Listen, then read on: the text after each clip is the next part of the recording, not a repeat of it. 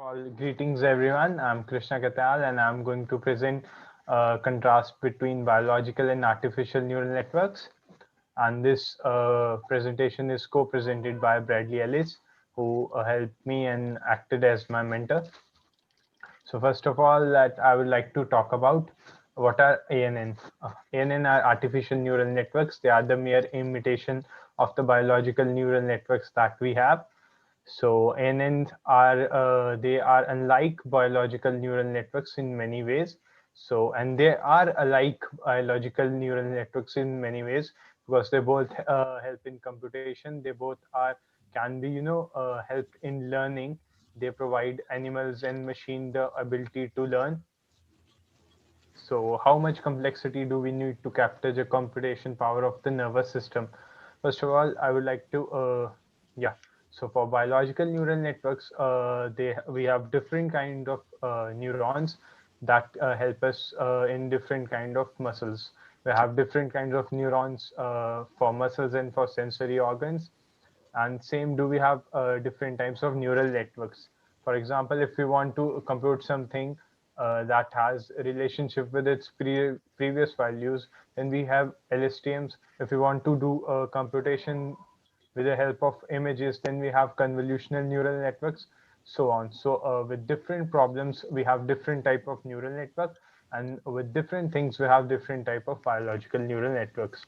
So here is a diagram of a biological neural network. Here we have dendrites, axon, we have synapses. The dendrites act as the input, the axon is the main cell body, and then we have synapse that act as the output. So here is C. elegans. C. elegans is an organism that has much of its counterparts to humans. So research of C. elegans helps in, you can say it can be in a broad way or layman language, it can be cited as a mere prototype of human body. It's not, it's far less complex than human body, but a lot of things of C. elegans and humans have a great resemblance. For example, here we can see that its ion channels, they are interconnected much like the human brain. So artificial neural network in the year 1943, when Mechatz and Pitt did their experimentation and found that the neuron impulses are somewhat chemical and electric in nature, this gave rise to the ANN. Then we have Madeline and Adeline, one of the very basics artificial neural networks that were formed in early 50s. So if we, so what is basically an ANN? It is in somewhat representation of a BNN that is done by a computer.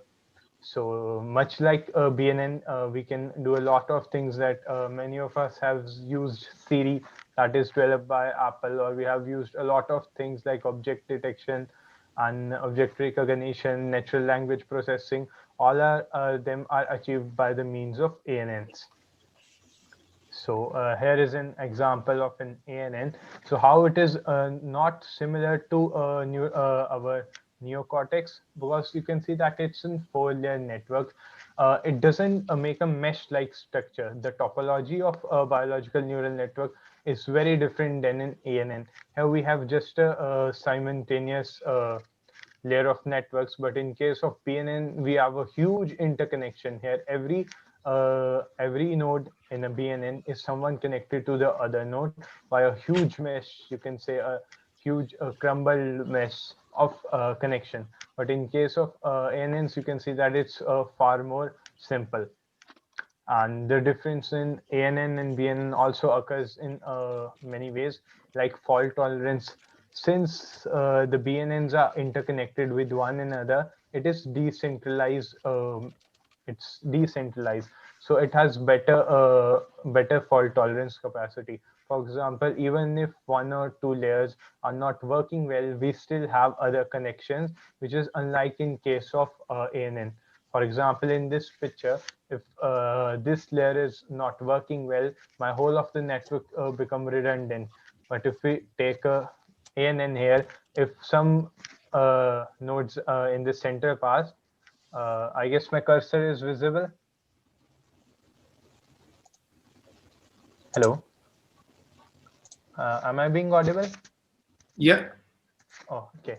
So if in the central part of this huge mesh-like structure, if one or two nodes are not acting well, it doesn't make much of a difference. Hence, with the help of its topology and asynchronous triggering of nodes, we have better fault tolerance. Now, if we go, okay, so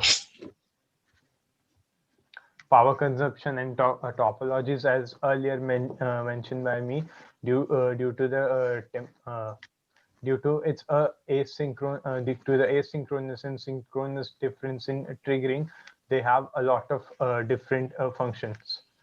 So even though the ANNs are go much in a, you can say, straightforward simultaneous mode, they sometimes can have loops that are known as recurrent feedback. As mentioned by me in my first slide, we do have some nodes that we have that will take the value of its previous input and will make a loop-like structure. But that's not even the 1% of the complexity that occurs between the BNN. Okay. So power consumption, and human brain is round about 20 watt of power. It you can say it consumes 20 watt of power. It is different between genders and between the age of people, but the somewhat value ranges between 20 to 25. But in case of a GPU, that's a graphical processing unit that we used for training neural networks, take around about 150 and 250 watt of power. So why is the human brain more energy efficient? It's because of its topology. We, for example, the if you want transmission between a node A and B, then we choose choose the, you can say, the route, or you can choose the communication pattern that has the least power demand. But that's not the case in the ANN. That's why it gets more and more power consumption. So, like earlier mentioned by me, if we want to go from here module this one to this one, we will not take the longest route. We will take the most you can say most energy efficient route. So thank you. This was all. So I would like to sum my talk with that the main difference between AN and BNN are in their topologies. One is having a huge mesh-like structure, and the other is quite simple with feed forward and a backward propagation, and the asynchronous and synchronous triggering of the neurons. And the third one is the power consumption, and the fourth one is the ability to tolerate fault. That's all. Thank you, everyone. Thank you. So please feel free to put your questions in the Q&A. So I'll start with a rather naive question, given that I'm not a computational neuroscientist. So for the biological neural networks, does everyone start with cortical-like networks? I mean, there's different types of biological networks. Do we think that this is the most flexible one? Can you please repeat the question? So when, the comparison is usually made to cortical networks, right? But there are different types of biological neural networks, right? You can think of the spinal cord as one that has a very different topology than the cortex. Does the field usually just work on sort of cortical-like networks because we think these are the ones that can facilitate the most flexibility or learning? Yeah, the comparison here is between the cortical-like networks and regular ANNs. With BNNs also have a lot of different type, as mentioned by you, that spinal network, spinal cord has different kind of network. Even the ANNs are all not same. Here my comparison was between a simple feed-forward ANN and the neurocortex network. We have different kind of ANNs, and so we have different counterpart of different kind of BNNs also. Like for example, if we are going into vision, we will have CNNs that are convolutional neural network that are somewhat different to our basic neural networks. But yeah, here the comparison was between what we get in our brain and between a simple feed-forward artificial neural network. Any other questions from anyone? Our speakers are free to ask questions as well as our attendees. So I have another question then. So in comparing the differences between the biological and artificial neural networks, looking towards the future, do we want the artificial ones to be more biological, or do we thinking biological networks, we want them to be a bit more artificial-like? Yeah, that's a really nice question, and it can be made into script of a sci-fi movie. So I would like to say that the artificial one would be get more into the biological one, because the brain, the neocortex that we are having, it's having, you can say, infinite potential.